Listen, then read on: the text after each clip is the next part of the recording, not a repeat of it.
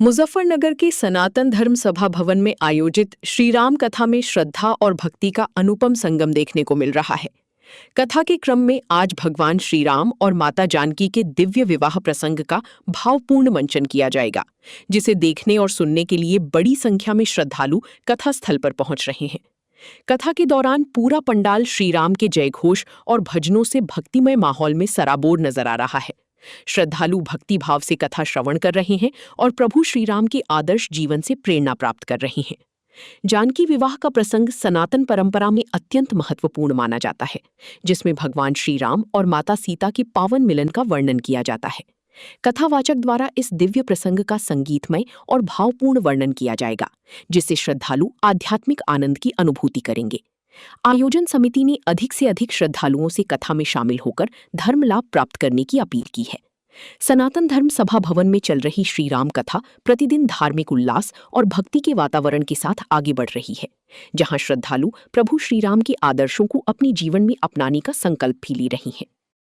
नामकरण हुआ, क्या नाम है? बोले इनका नाम राम। बड़े बड़े योगी भी जिसने रमण किया करते हैं, बड़े बड़े महापुरुषों को भी जो रमाया करते हैं, उन्हें राम करते हैं। रामदास हमारे यहाँ क्रीड़ा के रत्न है, रघु क्रीड़ा यहाँ भगवान सबको खिलाते, सबको रमाते। गुजराती भाषा में खेलने को रमना कहते हैं।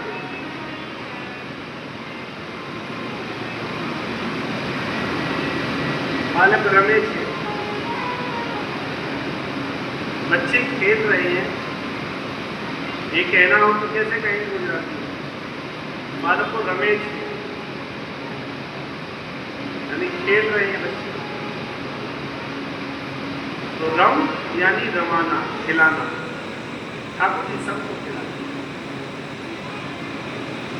नाम हुआ राम। जय जयकार कर दीजिए, बोलिए रामचंद्र भगवान। ऐसे बोल रहे हो जैसे कि 2-4 दिन से भूल गए हो, खाए हो रहने का। देव सैनी तो कल है, आज तो नहीं। ऐसे बोल रहे हो जैसे प्राण ही निकल गए, 4 दिन से भूल गए हो, अन्न को दान नहीं। भगवान के नाम में ऐसी कंजूसी मत करो भैया, जोरदार। सियावर रामचंद्र भगवान की।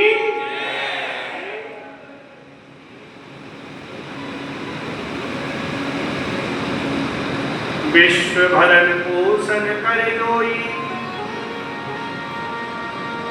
ताकर नाम भरत कस होई। जो कई नंदन हैं, विश्व का भरण पोषण करने वाले हैं, उनका नाम भरत हो। और उसके बाद जाके सुमिरन तेरी नाम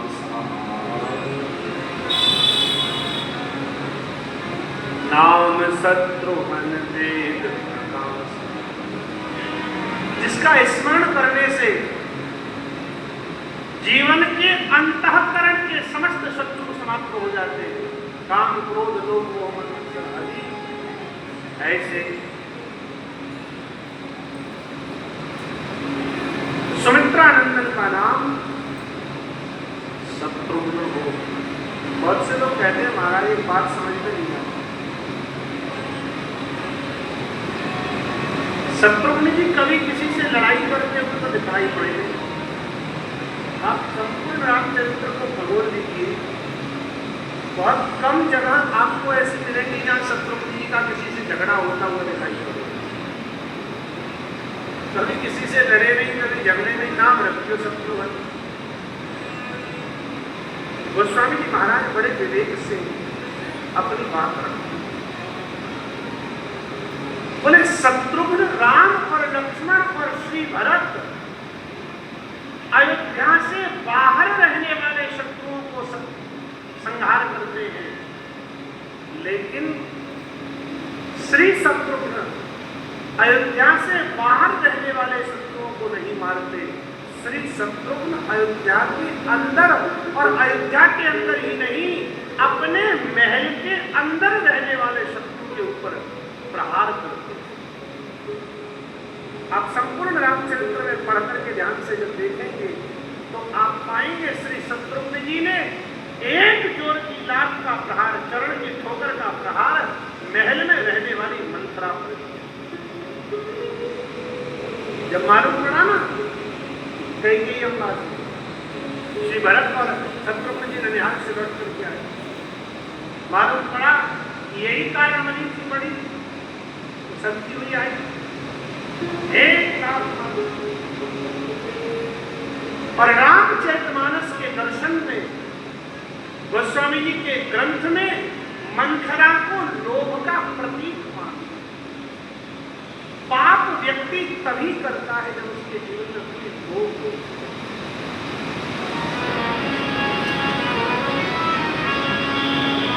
बिना लोगों के जीवन में पाप नहीं होता। समस्त पापों के मूल में यदि कोई रहता है तो वह है लोभ। जब भी कोई कमी आवेगी ना जीवन में, जब भी हम कोई पाप करेंगे, जब भी कोई गलती करेंगे, तब कोई न कोई लोभ हमारे मन में हो।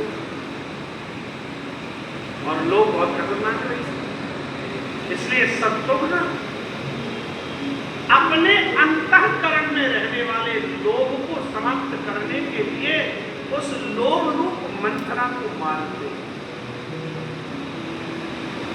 इसलिए जीवन के बाहर के शत्रु इतने खतरनाक नहीं है, क्योंकि वो शत्रु तो कभी कभार मिलेंगे, पर जो हृदय में रह रहे हैं ना, काम, क्रोध, लोभ, मोह, मद, मत्सर, ईर्ष्या, द्वेष, घमंड, ये सब अंदर के शत्रु हैं। इन्हें कौन मारेगा?